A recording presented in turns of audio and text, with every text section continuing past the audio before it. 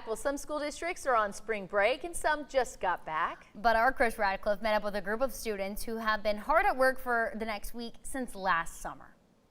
La Vega girls basketball may not be the only state title in Pirate Land this year. For the first time in over 2 decades, La Vega is headed back to the Science and Engineering Fair down at Texas A&M. This is certainly worth celebrating, so I decided to head to the campus for a visit to learn more. I actually really do enjoy the class. And enjoyment has led to success for all 11 students in Rachel Stoley's class who have qualified for the State Science Fair. As I joined the team back at La Vega, I was brought on to establish a fair. My goal this year was to get every kid to state, and that's exactly what happened. So we definitely met our goal this year. I would love to see them have success at state this year, but at the same time, we are celebrating the fact that we're going to get to go for the first time in, as I said, over 20 years. How sweet it is for these students since it's been over 2 decades that the Pirates have made a state appearance. The kids understand that they have accomplished something very special, and for many, seeing Texas A&M and staying in a hotel in late March is really going to be a dream come true. It's definitely an exciting experience. I haven't been to Texas A&M before, and then the fact that it is state competition, so we are competing. It also gets me excited. Survey showed our city as the second highest in the state for visible littering along madways and waterways. I don't know, I've never been to A&M, so I'm excited to see the campus and experience everything, the hotel especially, you know, because I don't go out a lot, so yeah. A good showing at state would advance to ISIF, better known as the International Science Fair.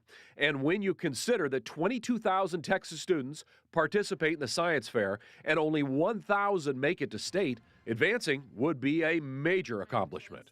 So it's the International Science Fair, and you can get a whole lot of prizes and scholarships and stuff from winning that, or even just going. I hope to grow scholars, children who understand the scientific method and inquiry, who know how to look at a problem and then design a way to investigate that problem in order to find real-world solutions to help improve their school, their community, and their world. Rayleigh Stoley is Rachel Stoley's daughter, and she is part of the high expectations that were set for these students at La Vega when Rachel came back this year for her second stint in the district.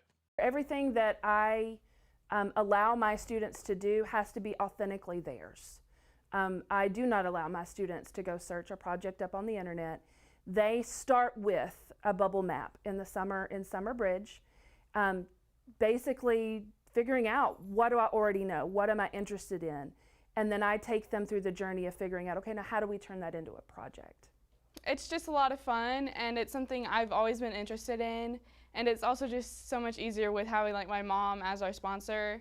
That's actually one of the reasons why I started Science Fair, because she introduced it to me. And all of these kids have been introduced to the joy of science and making a difference, like the 3-man team called Buckets that is recycling trash and has already been recognized by the city. And we found the experience pretty great so far. You know, as my colleagues stated before, we all knew each other, we were all friends. So, awesome. Yeah, it's been a good experience so far. Or Carlos Oriana's digital app that is bringing more books to a stressed socioeconomic area. Those currently enrolled in school, 92.5% are labeled as an economic. I'm not nervous. I'm actually pretty excited. And I actually like explaining the project, even though it takes a long time. But you know, there's 22 categories at the regional and state level. And within those categories, the breadth of projects that you can encounter is great.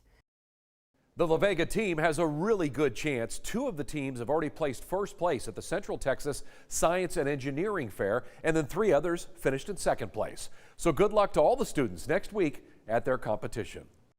What a cool story. I know. Their futures are so bright. We'll have to follow up and find out how they all do at the fair. Absolutely.